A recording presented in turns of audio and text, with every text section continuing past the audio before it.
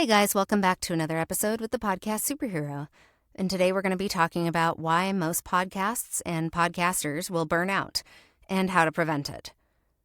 So most podcasts aren't failing because of bad content. They're failing because of burnout. Let's talk about it. Podcasting looks really simple from the outside, right? You hit record, you upload, and you do it again and repeat.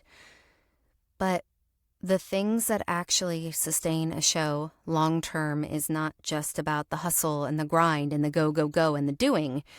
It's about containment and clarity. You have to have clear roles with leadership that is communicative and rest while being selective with what it is you're doing. Now, as a producer and as somebody who has worked on podcasts for a long time, I've learned the hard way that chaos will compound faster than growth. It's one of those things where you're doing something and it feels like all the bad stuff is amplifying before all the good stuff, right? We've been there, and it just piles on.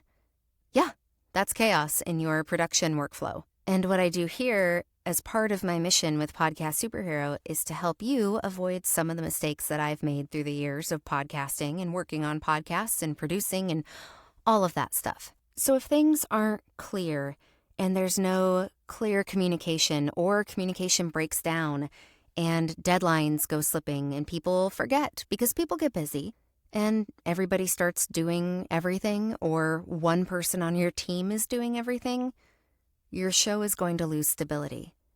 And if somebody on the team is trying to compensate by doing more, that is a one-way ticket to Burnout City. So here's the truth. Great producers don't do everything.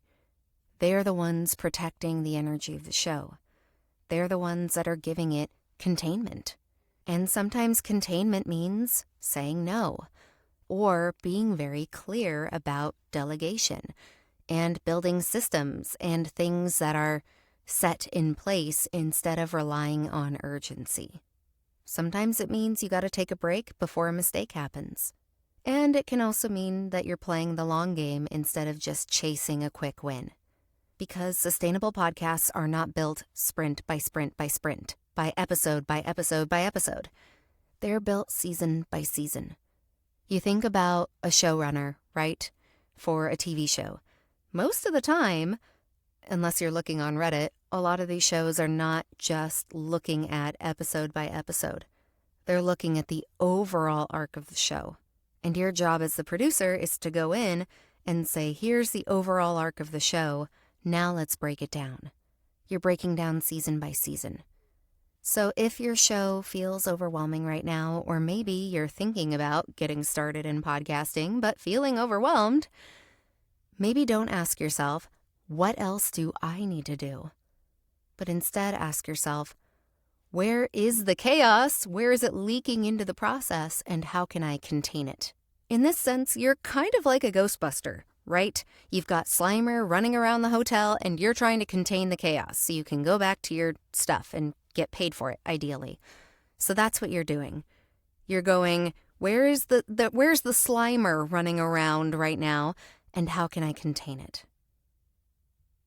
And again, how many of the Ghostbusters worked alone? They didn't. Your job isn't to save the show by doing everything. Your job as the producer is to build a structure for your show where you don't need to have it saved. If you can have that framework, that structure, that group in there to build and be supportive, you're not just relying on one person to be the scaffolding. So, I hope this helped, and if you're confused about how to do this, or you need a little bit more hands-on experience, or you want to consult with me, I would love to help you with this, because boundaries and containment and containing the chaos are things that are really important to me. I've had to do them in my personal life and my professional life, and I've seen the good side, the downside, the ugly side, the beautiful side, and that's why I'm here to help. So get in touch and be sure to follow along for some more really fun and hopefully helpful tips. And I'll see you next time.